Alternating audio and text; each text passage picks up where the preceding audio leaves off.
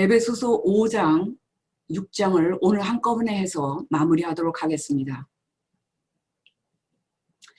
자, 히브리어로 1, 숫자, 서수, 기수 이렇게 나누는데 그냥 숫자를 말할 때 넘버 1이 아하드 혹은 에하드입니다. 이 하나라는 뜻이 갖고 있는 것이 굉장히 중요한 의미를 갖고 있습니다. 그래서 이 하나가 갖고 있는 의미는 단순히 그냥 하나, 첫 번째 이런 말을 뜻하는 것이 아니라 이렇게 여러 가지 뜻이 있는데 여호와는 하나님이시고 하나님은 한 분이시니 할 때 신명기 6장 4절에 에하드, 그 다음에 창세기 2장 24절에 남자와 여자가 연합하여 둘이 한 몸을 이루며 할 때도 에하드입니다. 창세기 11장 1절에 온 땅의 구음이 하나요 언어가 하나이었더라, 이때도 에하드입니다. 출애굽기 26장 11절에 놋 갈고리 50을 만들어 그 갈고리로 꿰어 연합해서 하나의 막이 되게 하고 할 때 하나가 에하드입니다.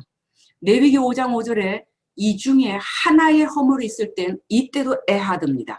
레위기 26장 26절에 열 여인이 에하드 화덕에서 너희 떡을 구워서, 자, 민수기 15장 14절에는 너희 중 너희와 우거하는 타국에 있나 한 율례니, 여기서도 에하드, 같은 율례 동일하게 적용된다라는 뜻이 되겠죠. 에스겔서 37장 17절에 그 막대기들로 서로 연합하여 하나가 되게 하고, 여기는 통일의 의미가 있습니다. 통일의 의미가 있는 이 하나도 에하드입니다. 에스겔서 37장 22절에 모든 산에서 그들로 한 에하드 나라를 이루어서 한 에하드 임금이 모두 다스리게 하리니, 또 에스겔서 37장 24절에 그들에게 다 한 목자가 있을 것이다. 한 분, 완전한 분, 통일시키는 분, 통일되신 사건, 통일된 사건, 이 모든 것이 다 포함되는 겁니다. 그래서 우리 지금 에베소서를 이렇게 5장, 6장으로 이제 넘어가는 거는 1장부터 4장 안에 끊임없이 우리가라고 말하는 카도시 혹은 코도시 이렇게 말씀을 해왔던 그 성도들을, 선민들을 지칭한 언어와 그 다음에 이방인들을 지칭한 언어를 다르게 사용했었다라고 얘기를 했습니다.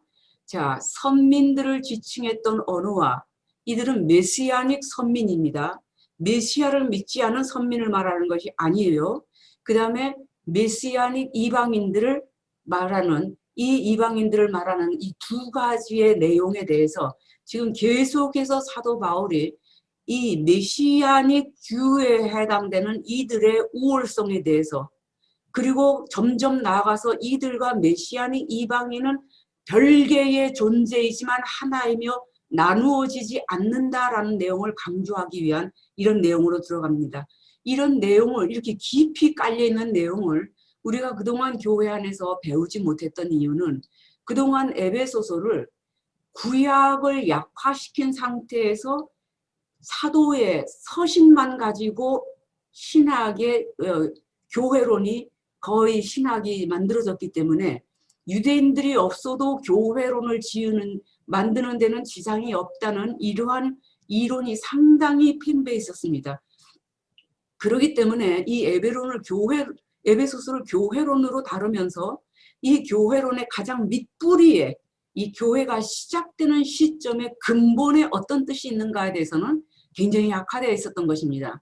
그래서 에베소서를 얘기할 때 내가 에베소서는 교회론이고 교회는 하나님의 지문이며 이 하나님의 지문이 나타나는 것이 선민을 택함으로 시작하신 하나님의 역사 안에 사건으로 존재하고 있다. 이렇게 설명하면서 시작하고 있는 것이죠. 그래서 우리가 창세기에서 하나님이 이 세상 만물을 창조하실 때에 동산에 두 나무를 두셨다. 많은 나무들 중에 동산의 가운데에 두 나무를 두셨다. 이것이 우리가 조금 이렇게 유대인들을 해석해서 의하면 이 나무는 두 개 다가 다 율법을 얘기한다. 그러니까 둘을 하나로 봅니다.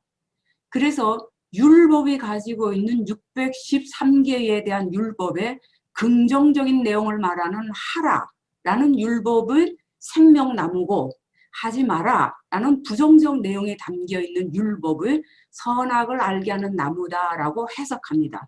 그래서 율법 자체가 긍정적 내용과 부정적 내용이 섞여 있는 본다, 이렇게 유대인들은 해석합니다. 자, 동사 중앙에 있는 이 두 나무, 생명나무와 영원한 생명을 얻게 하는 나무와 선악을 아는 지식을 갖게 만드는 이 나무는 본래 하나였죠. 그렇게 봐야 됩니다. 자, 하나님이 인간을 창조하셨어요. 하나님이 사람을 창조하셨어요. 그 사람은 누구를 말하겠습니까? 아담을 말하겠습니까? 아니에요. 아담과 하와를 말합니다. 하와는 아담에게서 나왔기 때문에 이 둘은 본래 하나입니다. 일란성 쌍둥이, 이란성 쌍둥이처럼 이들은 본래 하나입니다. 남자와 여자로 만들어진 인간이고, 남자와 여자는 같은 형상과 모양으로 지음을 받았습니다. 그럼에도 불구하고 분명히 다릅니다. 이 동산에 있었던 두 나무와 같이 유대인인 메시아닉 주와 유대인이 아닌 메시아닉 이방인은 참감람나무라고 하는 하나의 나무의 가지, 각각 다른 가지일 뿐입니다. 그러나 참감람나무라는 하나의 나무에 있는 동일한 생명을 가지고 있습니다.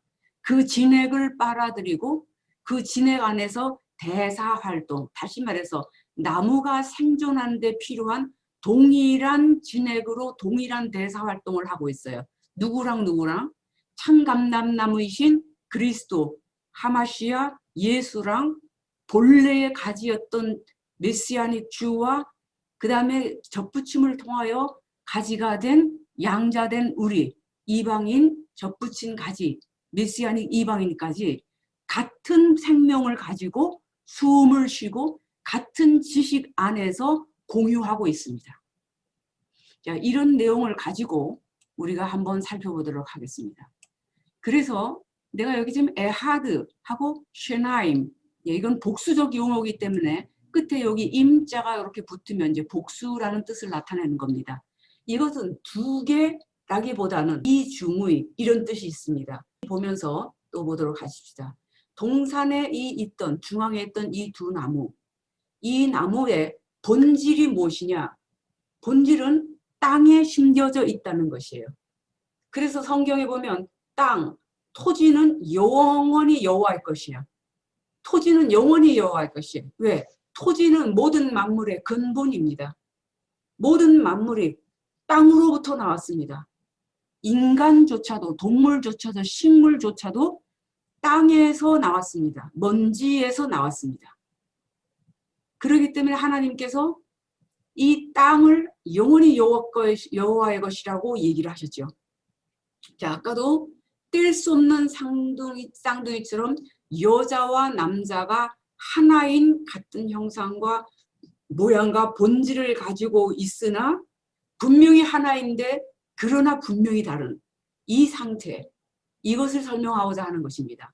분명히 두 나무는 본질이 같은 하나의 동일한 땅 속 안에서 동일한 진액으로 사는 겁니다. 그래서 이것을 이렇게 설명했죠. 유대인들은 이것을 해석할 때 율법에는 이렇게 긍정과 부정의 요소가 있다 이거예요. 그런데 빛이라고 하려면 어둠이 있을 때 빛이 드러난다는 것이죠. 어둠이라는 존재가 없이는 빛에 대한 개념이 형성될 수가 없다는 겁니다. 그래서 하나님께서 처음부터 우리의 시작점이라고 하신 시작과 끝이 있는 이 피조세계의 개념 안에서 그 말입니다. 이 피조세계 개념이 아닌 하나님의 시간대 안에서는 처음과 끝이 아예 없는 거니까. 그러나 이 처음부터라고 말할 때는 인간의 시간적 개념이 포함된 영역 안에서 하나님이 구원을 계획하실 때에 하나님이 이 모든 것을 미리 아시고 아신 영역 안에서 구원을 계획하시는 일 중에 선악을 알게 하는 나무도 두신 것이다. 왜? 생명나무로 말미암아 영원한 생명, 영생, 곧 하나님의 생명으로 범죄함이 없이 살 수 있도록 해 주셨으나 그것의 진정한 은혜와 본질이 무엇인가를 아는 데 있어서 필요했던 것이 뭐냐? 바로 이 부정적 요소였었던 것이다. 다시 말해서 범죄함이 있어 봐야 은혜가 무엇인지 안다. 이런 식의 논리를 가지고 해석합니다. 자, 그래서 그렇다면 바울이 이렇게 주장하는 유대인들에게 얘기를 하죠. 그래서 니네가 은혜를 더하려고 죄를 더 범한다고 내가 그런다고 말을 하는데 말이야. 바울이 이러고 한번 변명한 적이 있죠. 아니다는 거죠. 은혜를 더하려고 죄를 더 짓는 자는 그거는 말이 안 되는 거죠. 그러면서 절대로 그렇지 않다. 율법의 목적은 다만 죄를 드러나게 하는 것뿐이다. 죄가 죄라는 것을 드러나게 하는 것이 율법의 부정적 영역의 내용인 것이다. 그러나 그 부정적 내용의 영역은 결국 긍정적 영역에 있어서 완전한 은혜와 은혜 안에 있는 빛과 더불어 있는 생명과 그 완전한 생명으로 하나님 안에서 하나가 되는 연합, 에하드가 되는 것이 어떤 것인가를 알게 한다는 것이죠.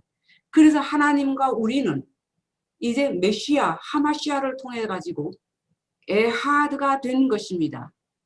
그러나 이 에하드는 어떤 에하드냐? 슈타임, 복수적 뜻을 갖고 있으나 완전한 하나. 분명히 별개의 요소야. 하나님과 신적 존재이신 하나님과 피조적 물질에 불과한 내가 분명히 하나이나 그러나 이것은 동일하면서 동시에 같다고는 할 수 없는 그것. 이런 것들이 상당히 비밀이다. 그렇게 말하는 거죠. 자, 이 제가 한문 여기 써놓은 거 보세요. 여기 한문입니다. 금자예요, 금자. 요 하나는 뭐 알다시피 여러분 이게 나무 두 그루가 보다 이렇게 돼 있죠. 두 그루의 나무를 쳐다보는 거 하지 마라. 이게 금지할 금자입니다. 이게 한문으로 뭐 이렇게 재밌는 것들도 있습니다. 자, 5장 1절을 보겠습니다. 그러므로 사랑을 입은 자녀같이 너희는 하나님을 본받는 자가 되고 그리스도께서 여기 해석이 잘못됐습니다. 너희가 아닙니다. 너희를 사랑하는 것 같이 아닙니다. 우리를 사랑하신다. 헤마스입니다. 사랑하신 것 같이 그 다음에 너희는 맞습니다. 너희도 사랑 가운데 행해라. 우리 메시아닉 주를 사랑한 것 같이 너희 메시아닉 이방인도 사랑 가운데서 행하라. 그는 우리를 위해서 자신을 버리사 향기로운 제물과 생축으로 하나님께 드리셨느니라. 그래서 아까 가도시, 카데시, 포도시 다 이제 우리라고 유대인들만 지칭할 때 쓰는 성민을 얘기합니다. 하시드는 너희라고 말할 때 메시아닉 주를 메시아닉 이방인 젠타일을 얘기합니다. 페이건을 얘기하는 것이 아니다라고 그랬습니다. 제가. 자, 그래서 이제부터 사랑이라는 단어가 나오면 사랑이라는 단어를 해석할 때는 어허둥둥 내 사랑이라는 감정적 영역으로 생각하지 말고 감각적 요소를 해석하지 말고 성경에 사랑이라는 단어가 나오면 꼭 뭐를 생각하냐? 하나님의 법, 생명의 법, 성령의 법, 질서, 존재 질서 이렇게 생각하면 됩니다. 사랑이 존재 질서냐? 예, 그렇습니다. 사랑이 우리가 생명을 누리는 유일한 길이냐? 예, 그렇습니다. 그래서 율법의 본질이 긍정적 요소, 부정적 요소 두 개 다가 작용하는 것은 결국 하나님의 사랑을 우리가 누리게 하기 위한 것입니다. 그래서 율법의 본질은 사랑이에요.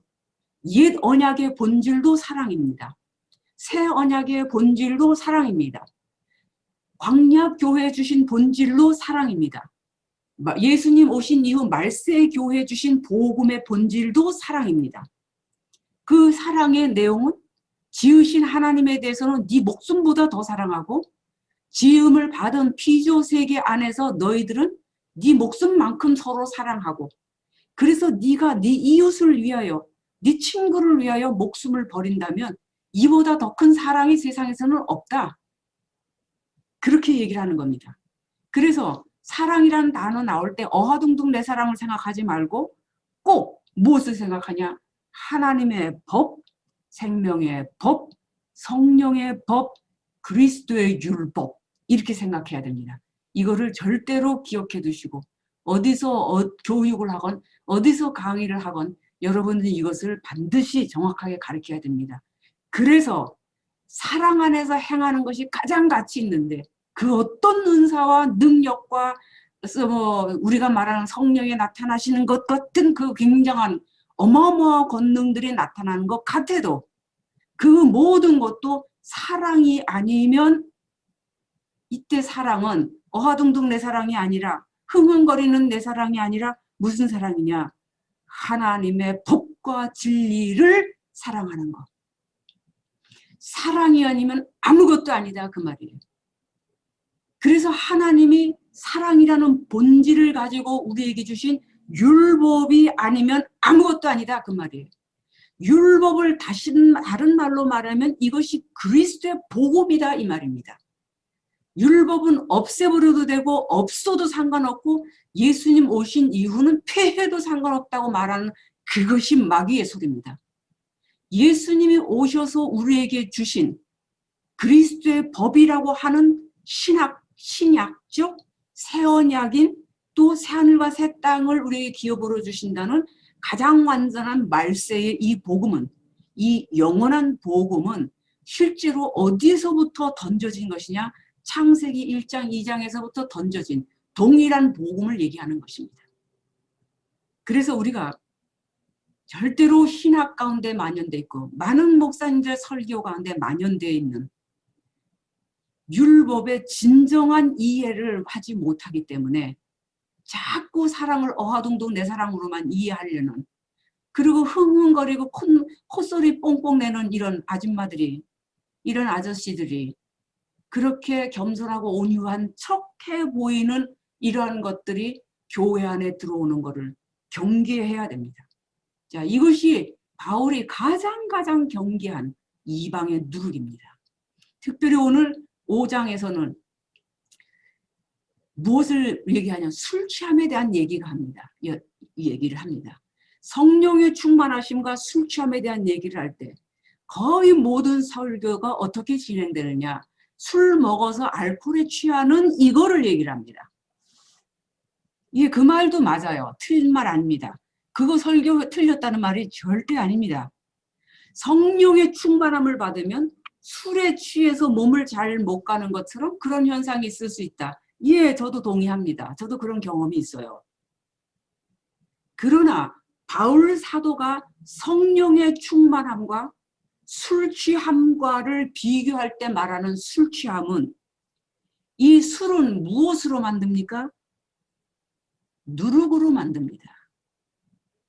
영적 누룩, 이방의 교훈과 문화와 종교와 이방의 사특한 하나님을 배격하는 모든 지식 안에 들어 있었던 율법과는 관계없는 바로 그것. 이 누룩이, 이방의 누룩, 이거를 니네가 너무 많이 먹으니까 어떻게 돼요? 니네가 술 취한 자 같이 돼버렸는데, 그거의 반대가 성령의 충만함인데, 성령의 충만하심을 입으면 어떻게 되냐? 그 안에서 사랑이라고 하는, 사랑을 따라 행하려고 하는 놀라운 능력과 권세와 은사들이 나타난다는 거죠. 그래서 고린도전서 13장의 내용 전체는 사랑에 대한 거예요. 그 전에 있는 12장도 은사에 대한 것, 14장, 그 후에는 14장도 은사에 대한 것, 12장에 성령의 은사에 대한 것과 교회 안에서의 직분에 대한 것을 얘기하면서 이러한 성령의 은사와 직분을 잘하는 그 길을 내가 너희에게 보여주겠다. 그 길이 뭐냐? 그것이 사랑이라는 거예요. 13장 1절. 사랑은 이러고 시작합니다. 그때 사도 바울이 고린도전서 13장 1절에 시작하는 사랑은 오래 참고, 이럴 때 사랑은 어하둥둥 내 사랑이 아니라 이것이 무슨 사랑이라고요? 하나님의 법과 질서와 율법과 존재 질서와 하나님 나라를 이끌어가는 동력이 되는 진리와 생명의 법을 얘기하는 겁니다. 그래서 사랑은 오래 참고 온유하며 이렇게 쭉 나가다가 너희가 천사의 말을 하고 뭐 능력이 있어 뭐 산도 옮기고 모든 지식이 있어 뭐 다 알고 오만 것 다 안다 그래도 사랑이 없다면 여기서 사랑은 또 얘기하지만 어화동동 내 사랑이라는 감정적 요소를 말하는 것이 아니라 바로 하나님의 법이라는 것이죠. 사랑의 법, 진리, 곧 생명의 질서, 존재의 질서, 성령의 법, 그리스도의 율법이 아니면 그런 것들은 전부 아무것도 아니다라는 겁니다. 심지어 그 막강한 은사들조차도 그 막강한 은사가 어마어마한 권능의 행함과 지식의 말씀의 은사와 지혜의 말씀의 은사로 사람 다 꿰뚫어보고 투시한다 그러고 뭐 전생도 다 한다 그러고 난리벼락을 치는 그 모든 것들이 사랑이 아니면 할 때 그 사람은 진리의 법, 생명과 성령의 법, 하나님의 법, 그리스도의 율법이 아니면 모세로 말미암아 주어 그리스도로 온전케 하신 그 율법이 아니면 그 뜻이에요. 아무것도 아니야.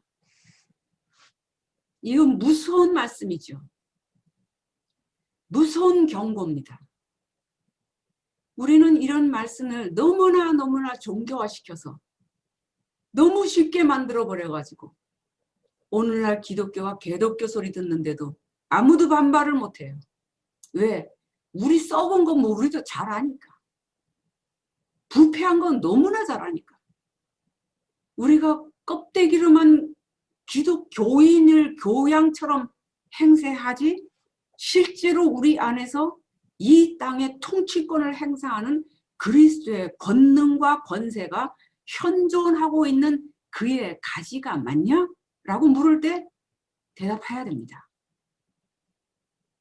저는 그렇다고 대답합니다. 내가 잘나서? 아닙니다. 내가 참 감람나무에 접붙임 바 된 가지가 분명하기 때문에. 왜? 내 마음 안에는 하나님의 나라의 존재 질서인 진리와 생명과 사랑과 그 다음에 거룩함의 법 안에서 살고자 하는 내용으로 충만하기 때문에.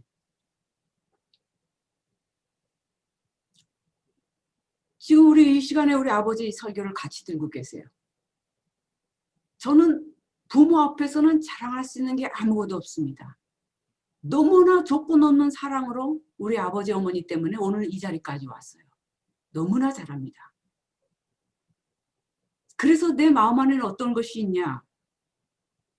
저는 이제 90이 넘은 우리 부모님들에 대해서 내가 섬기고 있는 것을 특권으로 여깁니다.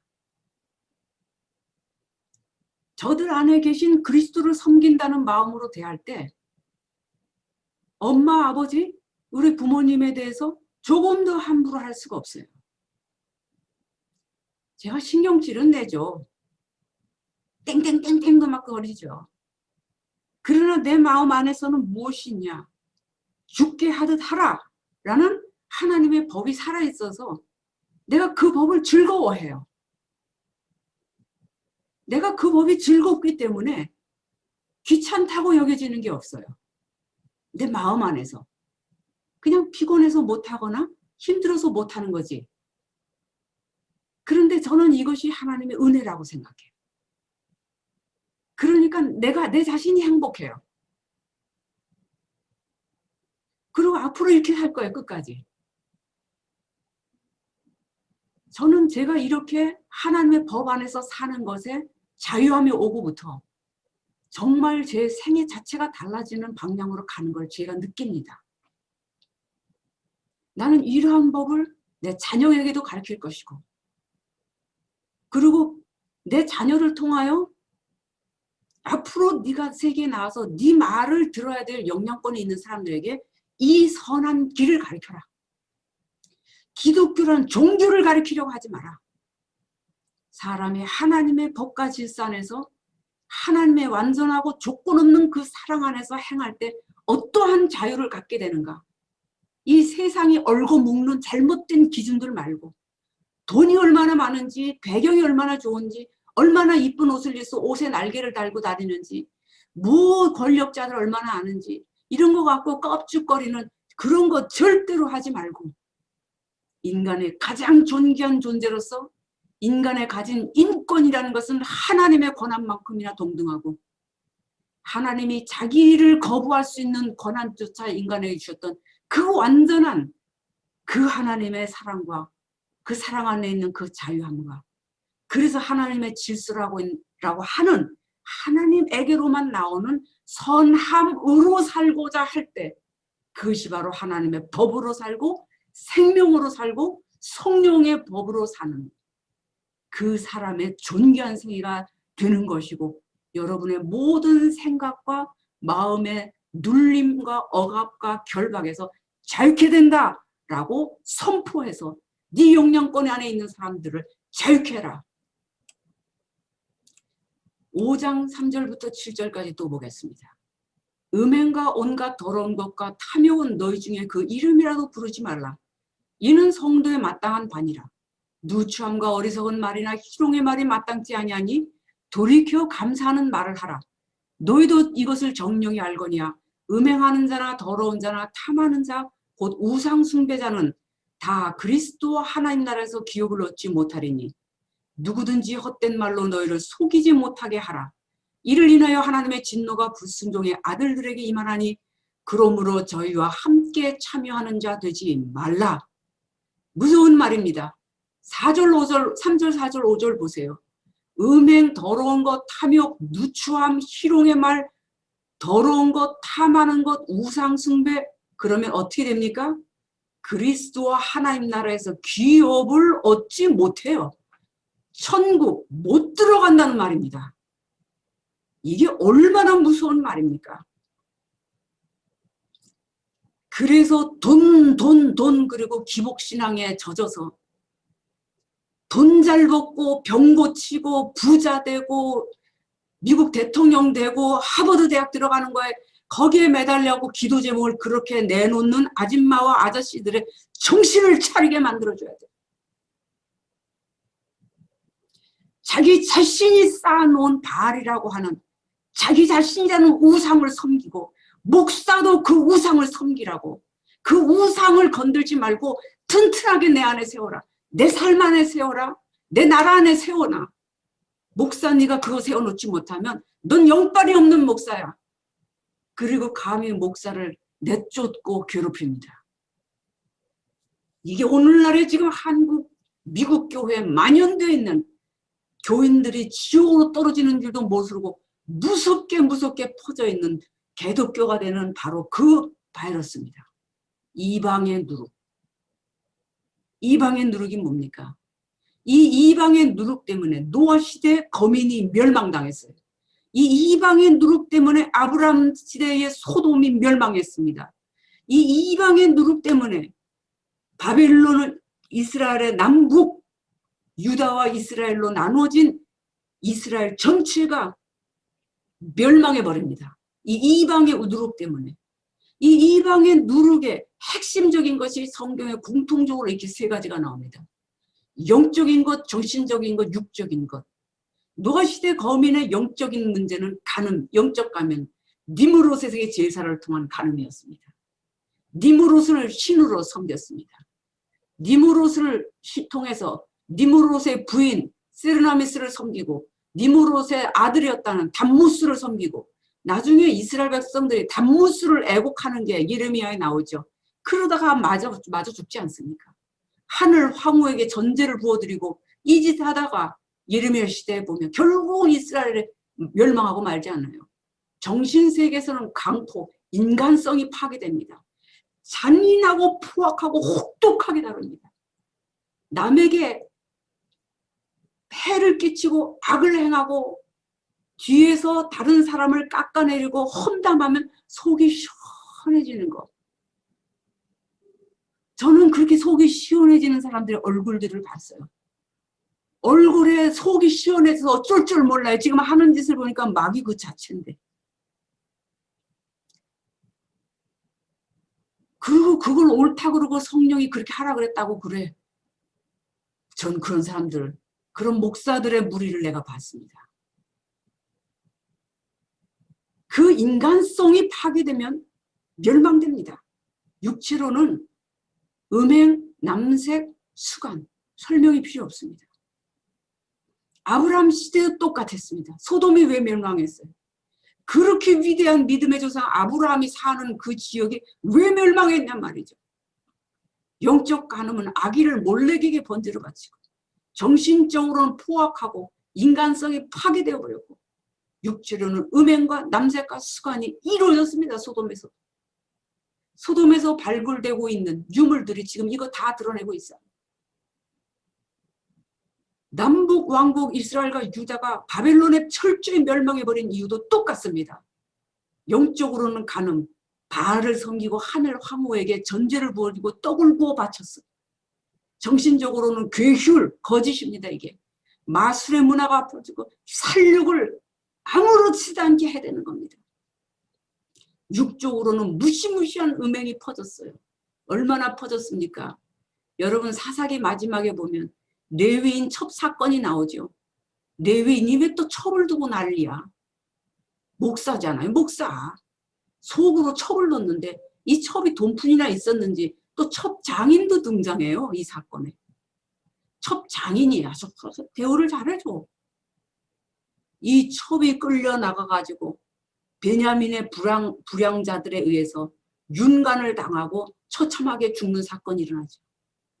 그때 이 레위인이 자기 첩을 12덩이에 찍어가지고 몸을 12덩이로 나눠가서 이스라엘의 12지파로 보내고 자기의 죄를, 자기의 그거를 원을 풀어달라고 호소해서 전쟁이 일어나서 베냐민 지파가 없어질 뻔했습니다. 원인이 누굽니까? 레위인 너야. 목사 너야. 교회가 멸망할 뻔했던 게 바로 너야. 이러한 것들을 우리가 정신 차리고 바로 보고 있지 않으면 안 된다는 겁니다.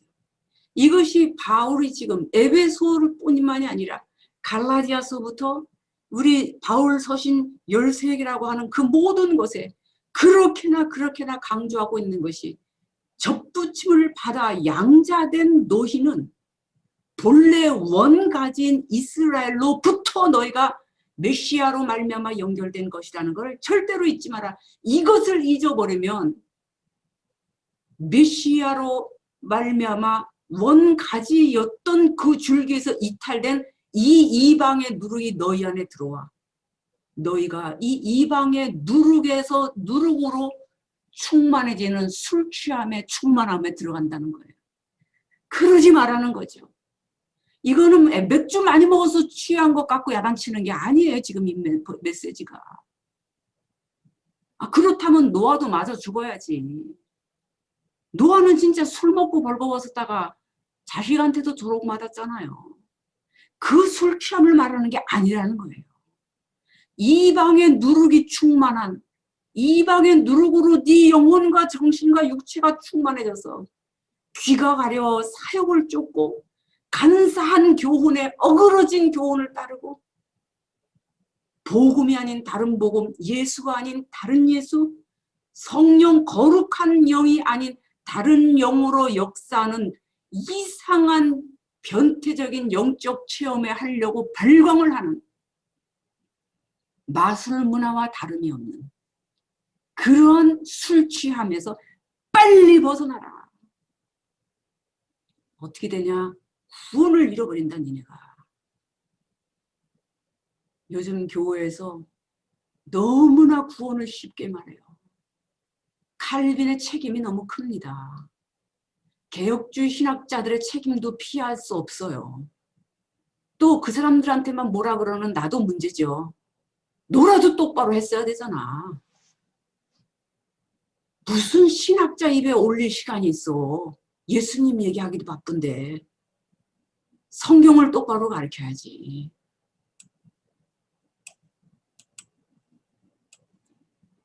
5장 8절에서 8절 13절 보세요. 너희가 전에는 어두움이더니 이제는 주 안에서 빛이라. 빛의 자녀들처럼 행하라. 빛의 자녀들은 모든 착함과 의로움과 진실함에 있느니라. 주께 기쁘시게 할 것이 무엇인가 시험하여 보라.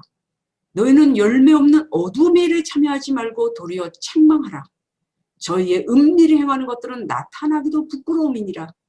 그러나 책망을 받는 모든 것이 빛으로 나타나다니. 이것이 바로 율법의 부정적 부분이 작용할 때에, 사랑과 생명으로 작용할 때에 무엇이 나타납니까? 빛으로 나타난다는 거죠. 이 부분이. 그래서 이렇게 설명하는 것입니다. 빛과 어둠이 만나야지만 어둠의 실체가 빛에 의해서 드러나요. 어둠이 빛을 만나본 적이 없기 때문에 어둠이 어둠인지를 몰라. 교회를 30년, 40년 다니고 설교를 50년 동안 일주일에 3번만 들어도 50년 동안 설교를 몇 번 들은 겁니까? 도무지. 그렇게 많이 설교를 들었는데도 자기 자신 안에 어둠이 무엇인지를 몰라서 어둠의 열매 가운데 살아. 그것을 합리할 뿐만이 아니라 아예 패거리를 만들어서 교회가 자기네끼리 동아리처럼 되어버려요. 그리고 교회래요. 주님은 그런 것을 사단의 회다고 얘기합니다. 그러면서 이렇게 얘기하죠. 유대인을 무시해버리고 유대로 말미암는 전통, 참 감람나무의 원가지였던 유대인을 무시해버리고 유대 종교와 역사와 그 안에 계시된 율법을 무시해버리려고 하는 자들에게 이방의 누룩이 얼마나 무서운 건가. 조금씩 들어와서 너희를 잠식해서 너희가 술 취함에까지 들어갈 때 이 이방의 누룩이 얼마나 무서운 건가를 얘기를 하면서 이방인과 유대인이 하나가 되는 것은 언약으로 된 것이다. 이 언약은 하나님의 언약으로 된 것이다. 이것이 바로 메시아를 주시겠다는 하나님의 언약이고 이것이 하나님이 아브라함과 이삭과 야곱으로 더불어 세우셨던 맹세요 율례며 약속이고 이것이 하나님이 모세와 더불어 시내산에서 세웠던 그 언약이다. 이거는 이스라엘 백성과 이스라엘 나라와 니네 나라와 너희들과 신뢰관계의 문제가 아니다라는 거예요. 언약 문제이기 때문에 그런 것에 대해 견줄 수가 없을 만큼의 가장 중요한 삶의 원칙들이다. 그래서 이제 14절부터 보시다. 그러므로 이르기를 잠자는 자여 깨어서 죽은 자들 가운데 일어서라. 그리스도께서 내게 비추시리라. 영적 잠을 자고 영적에 죽은 자들. 이 정신 차려라. 누룩 때문에 니네가 그렇게 됐어. 그런즉 너희가 어떻게 행할 것을 자세히 주의하여 지혜 없는 자같이 말고 오직 지혜 있는 자같이 하여 세월을 아끼고 때가 악하다. 어리석은 자가 되지 말고 주의 뜻이 무엇인지 이해해라. 술 취하지 말라. 이는 방탕한 것이니 오직 성령의 충만을 받으라. 그래서 알코올로 취하는 것도 물론이지만 여러분 이방의 누룩으로 취하면 교회 안에 세상의 풍조가 들어옵니다. 이방의 누룩에 취하면 교회 안에 애굽의 종교가 들어와 버립니다. 이방의 누룩에 취하면 가나안의 문화가 들어와 버립니다. 요즘 교회 안에 소위 CCM이라고 부르는 노래들 들어보면요. 이게 하나님께 바치는 영광스러운 찬송인지 자기네끼리 신세타령하고 앉았고 서로 시를 읊는다고 껍죽거리고 있는 건지 구분이 안 됩니다. 좋은 곡도 상당히 많지만 너무나 터무니없이 나와요. 문화의 발전을 얘기하지만 여러분 크리스찬 락이라는 거는 문화적 영역에서 구원받을 영혼이 있기 때문에 용납은 하지만 엄밀히 말하면 경계해야 될 무서운 누룩입니다. 술이 취하면 자제력을 잃죠. 술 취함과 같이 성령의 충만이 거룩한 영이 우리 안에 충만해지고 하나님의 영이 우리 안에 거하시는 것이 유지될 때 우리는 기쁨과 즐거움으로 그 법을 따르게 됩니다. 부모를 공경해라. 해라. 안 하면 너 장수 못해. 안 하면 너 이 땅에서 잘 되고 번성 못해. 안 하면 너 가난해진다니까. 이게 무서워서가 아니라 부모를 공경함으로써 그의 권위를 존중해 주는 것이 마음 안에 이상하게 즐거워. 그게 어렵지 않아. 쉬워. 왜? 내가 하나님의 법을 즐거이 따르니까. 그게 그렇게 어려운 일이 아니야. 억지로 섬기는 게 아니야. 억지로 하면 그거 얼마나 신경질만 내고 땡땡거리고 싸우면서 해야 되겠어요. 그렇지 않아요. 그래서 바울 사도가 이것에 반대되는 삶이 바로 이방의 누룩으로 충만해진 것을 말한다는 거예요.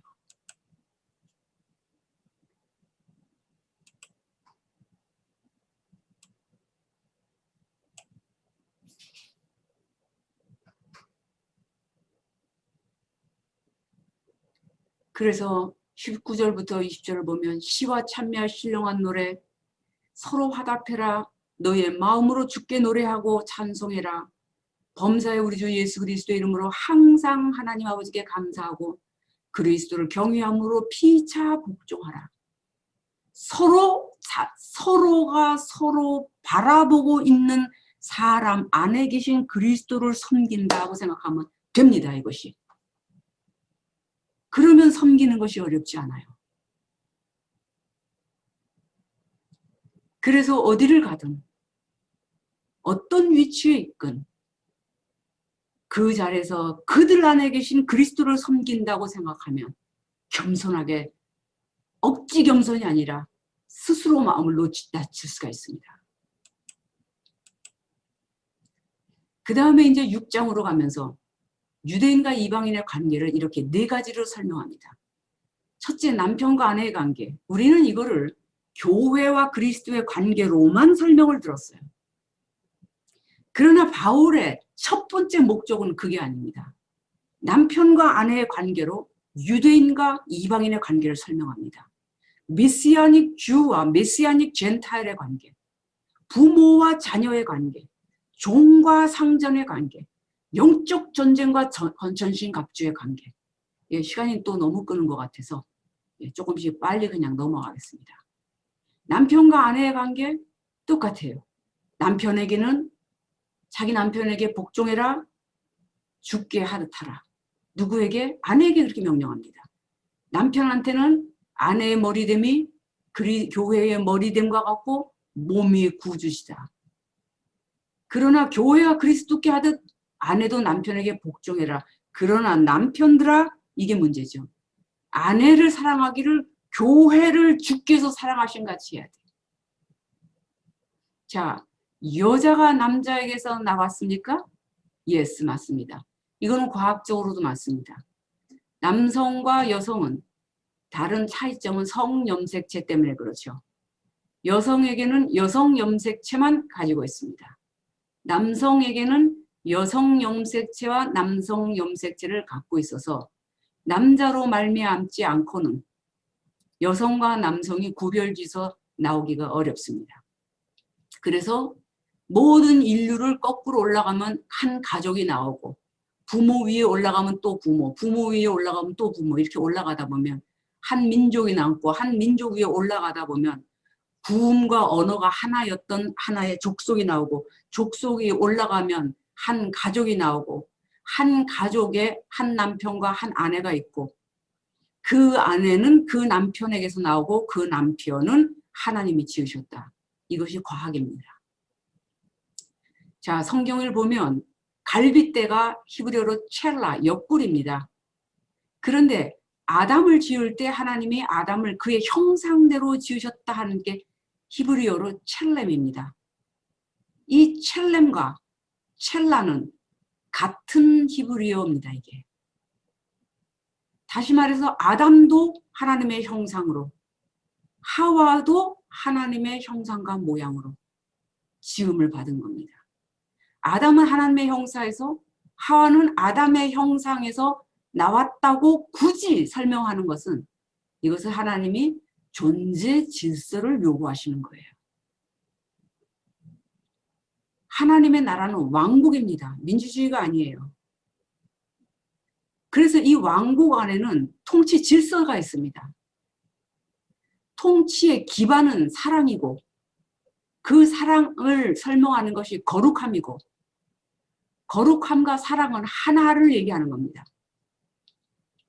그래서 거룩함 안에 사랑과 하나님의 의와 동시에 존재하고 있고 이 의로움 안에 진리가 있고 사랑 안에 하나님의 선하심이 있는 거죠. 하나님의 인내하심, 인자하심이 다 포함되어 있는 거죠. 이런 모든 것이 다 거룩함 안에 있는 거예요. 이 거룩함 안에 있는 하나님의 통치 질서와 존재 질서가 이거다라고 말씀하신 거기 때문에 여기는 이 일을 붙일 수가 없어요. 그럼 남자 목사들이 착각하지 말아야 될 것은 남의 아내가 자기한테도 복종해야 될 의무가 있는 건 아닙니다. 아내와 남편의 관계 안에서 남자와 여자의 관계를 얘기하는 겁니다. 착각하면 안 됩니다. 그래서 복종에 대한 것을 말할 때 자신을 남편의 발 아래 둔다라는 그런 의미를 갖고 있는 거예요. 아담에게 통치와 위임을 둔 것이 복종이라는 히브리어가 갖고 있는 뜻입니다. 이 복종이라는 히브리어가 갖고 있는 원래의 뜻, 룻이 보아스의 발 아래 누워 여종을 덮어주소서라고 말한 이 발 아래는 무슨 뜻을 갖고 있느냐? 이것은 그래서 그날 밤에 둘이 합방했다.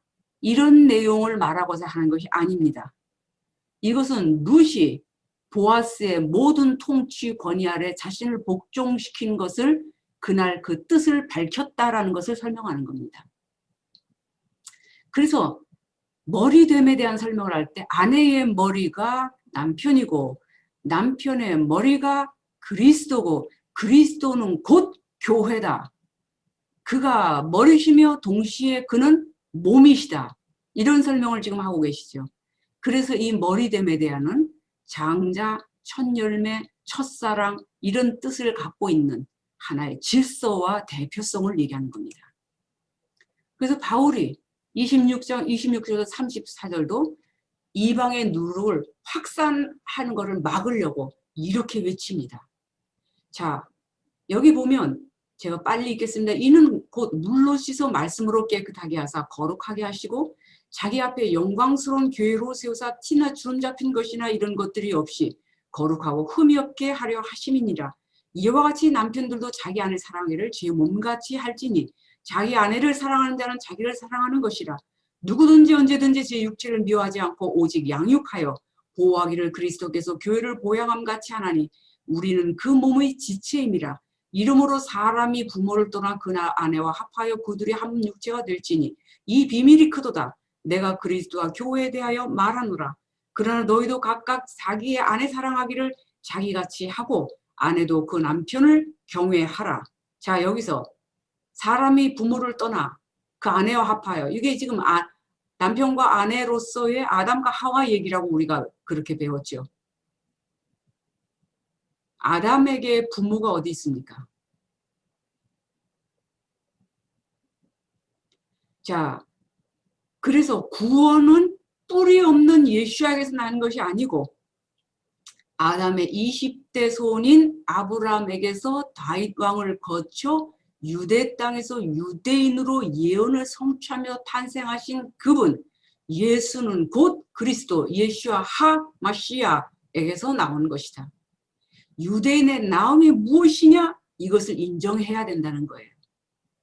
포도원에 들어와서 꼭두 새벽부터 들어와서 일을 배나 더 하고도 품삯은 늦게 들어온 맨 마지막에 들어온 사람과 동일하게 받았던 그룹, 이들이 바로 유대인들, 선민들입니다.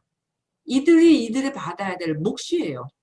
이들이 이만큼 탁월한 특권을 누리고 살았던 만큼 그만큼 고생도 더 많이 하고 그 하나님의 역사를 이루기에 하나님의 증인으로서 조금만 율법에서 삐딱선을 탔다가는 바로 패대기를 쳐갖고 주변의 열방에 흩어버리고 나중에는 아주 민족의 뿌리를 뽑아 전 세계에 흩어버려 조롱거리를 만들어버리고 온 민족에게 미움거리를 만들어버리고 그리고도 없어지지도 못하고 2500년 동안 나라를 잃어버렸는데 민족이 없어지질 않았어요.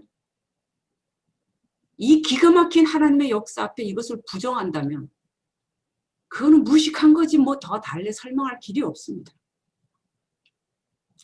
자, 그래서 우리가 이렇게 아담에게는 그가 떠날 부모가 없었죠.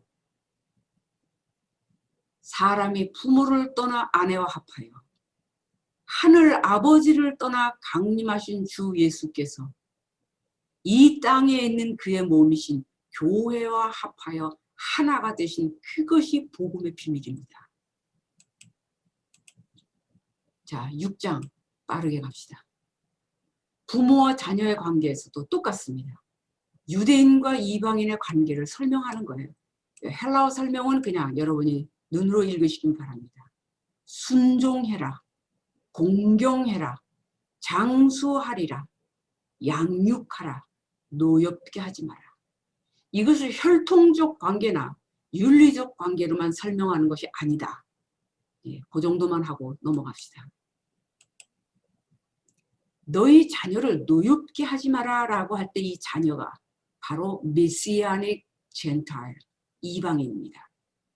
이 홀로코스트가 일어난 원인 중에 하나는요. 이것이 있습니다.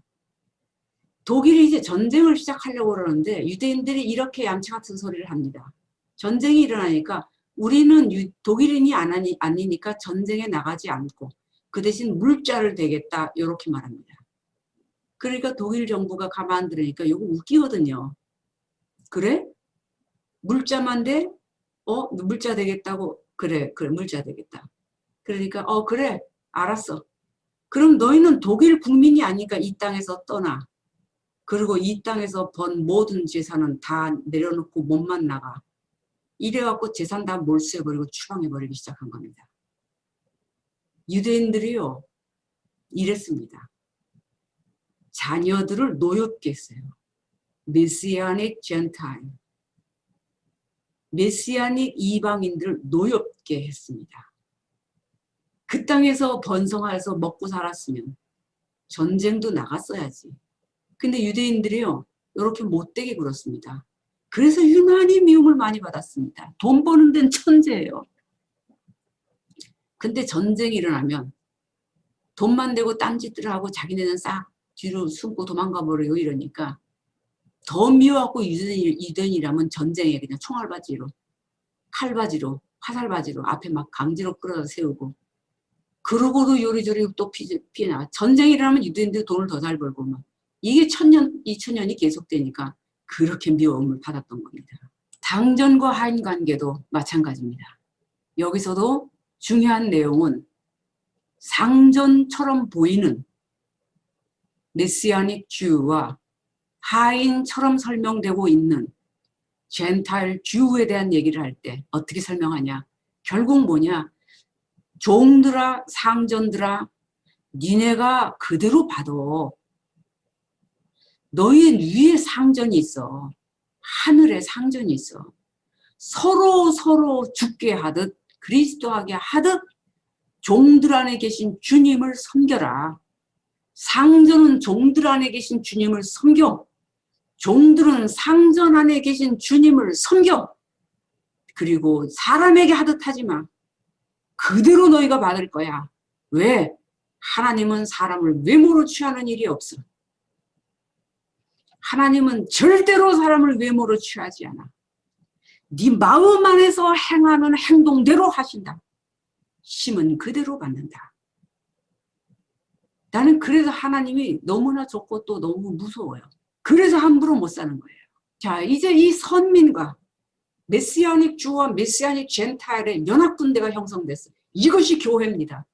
이 연합군대가 형성돼서 하나님의 전신갑주를 입히는 겁니다. 여러분, 민수기의 내용을 보면 민수기에서 2차례에 걸쳐 인구조사를 합니다. 1장에서 한 번 하고 27장에서 한 번 하는데 이 인구조사를 할 때요. 누구를 조사하냐? 하나님의 군대를 조사합니다. 20세 이상으로 싸움에 나갈 만한 자 이렇게 조사합니다. 하나님은 당신의 백성을 계수할 때 군대로 계수했어요.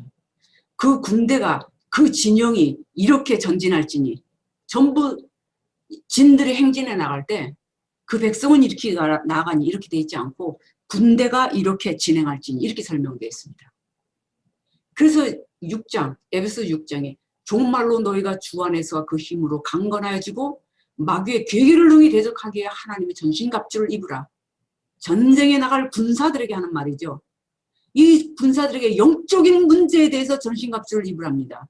뭐 때문에? 마귀의 괴계, 마귀의 거짓 때문에. 거짓이 뭡니까?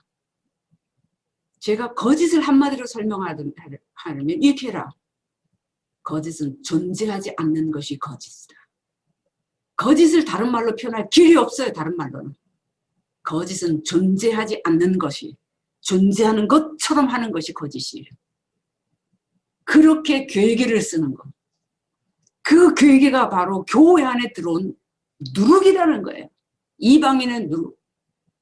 가인으로부터 지금 바울 사도가 성경을 기록하는 그때까지 바울 사도가 에베소서를 씀으로부터 지금 제가 설교하는 이 시간까지 이방의 누룩을 가지고 가인의 후예들이 이 마귀가 괴기를 가지고 이방의 누룩을 만들어서 이것을 교양과 종교와 문화와 학문과 철학과 온갖 이름을 붙여가지고 하나님의 진실하신가 그 나라의 비밀은 알지 못하도록 만들면서 인류의 정신과 영적 세계를 장악하고 왔던 그것이 바로 마귀의 괴계라는 거죠.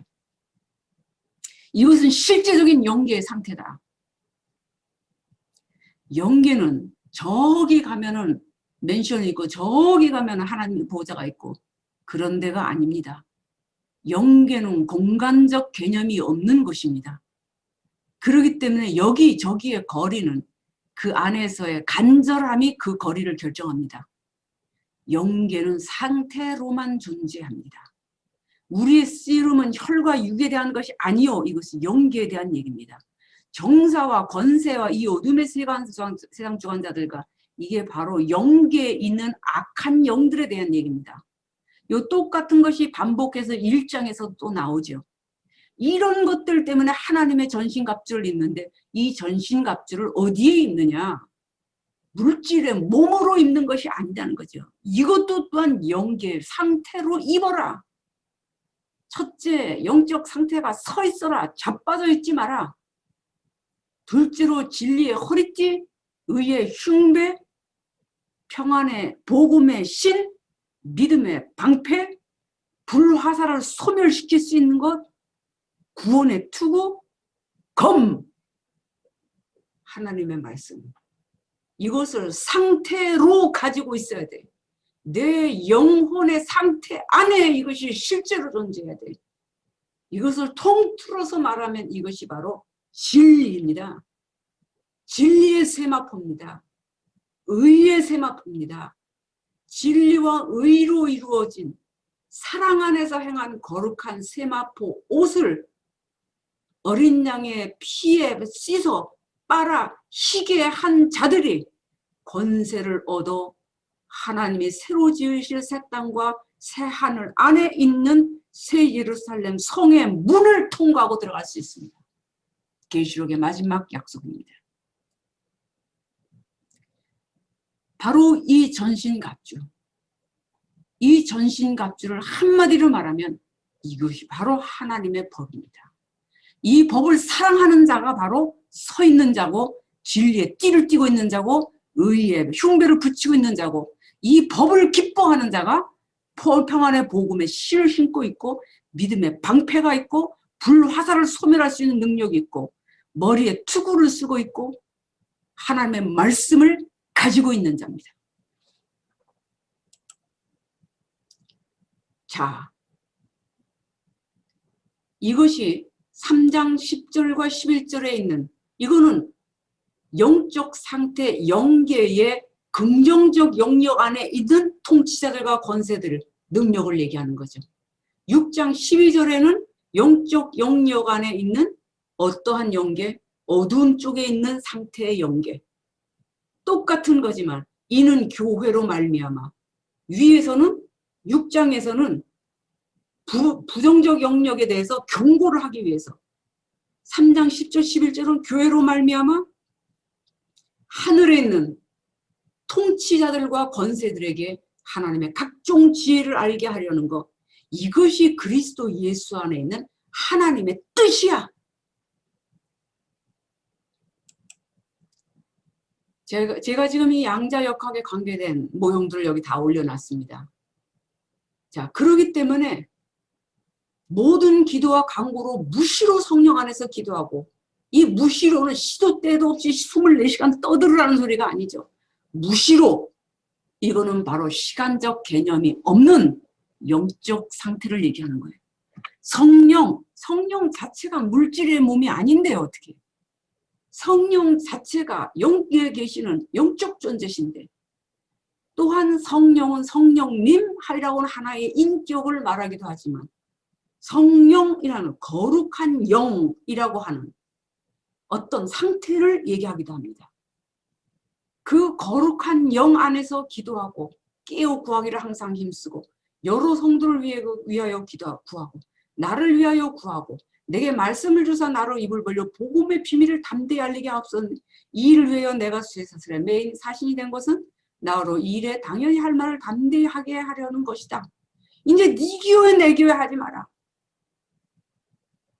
니네가 하나님의 법으로 메시아닉 주와 메시아닉 젠타일이 하나가 돼서 하나님 나라의 법과 질서, 모세의 율법으로 시작하여 그리스도의 율법으로 완성된 그 사랑의 법, 생명의 법 안에서 살 때 너희는 로마 제국으로부터 해방된 것이야. 모세가 전하는 복음을 듣고 광야교회가 애굽에서 나온 것처럼 너희가 이제 너희를 지금 압박하고 있는, 실제로 압박하고 있는 로마 제국, 에베소 교회를 압박하고 사로잡고 있는 로마 제국으로부터 해방되는 것은 무엇이냐? 바로 이렇게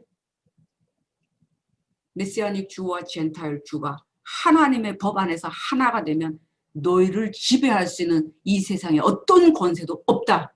네가 실제적으로 로마로부터 해방되는 것이다. 이것을 말하는 거예요. 하나님의 나라가 언제 임합니까? 초대교회 얼마나 간절함으로 그걸 기다립니까? 언제 우리를 이 구속함과 억압에서 해방하실 것입니까? 우리가 언제 자유케 될 것입니까? 그때 바울 사도가 이렇게 에베소 교회에 편지를 보냈습니다. 나의 사정 곧 내가 무엇을 하는지 너에게 알게 하려니 두기고가 이렇게 먼저 갔다. 그러면서 6장 23절에 처음으로 형제들이라는 용어를 씁니다.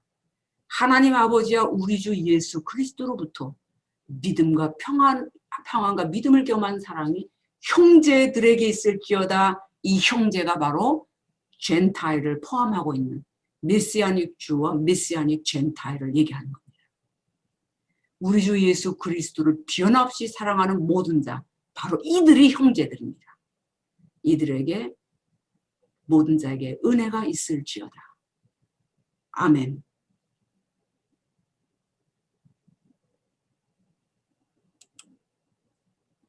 자, 제가 몇 가지 이거를 이렇게 도표를 붙여봤는데, 영계의 존재 질서는 상태로 있다. 그런 상태로 있는 것을 설명할 수 있는 철학적 용어는 영원한 현재, 이렇게 설명할 수 있습니다.